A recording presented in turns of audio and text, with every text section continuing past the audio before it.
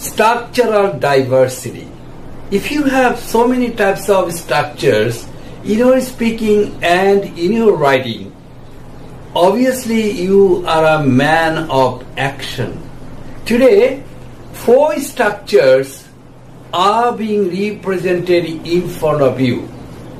In the book, in the predicals, the structures are given. The fact is that the structures need to be felt. The structures need to be practiced. For your understanding, the structures have been made similar.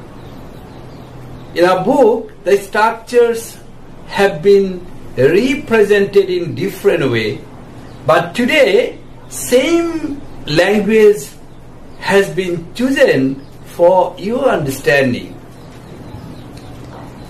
You are watching, there are 4 structures. Structures are becoming deep as the structures are going down.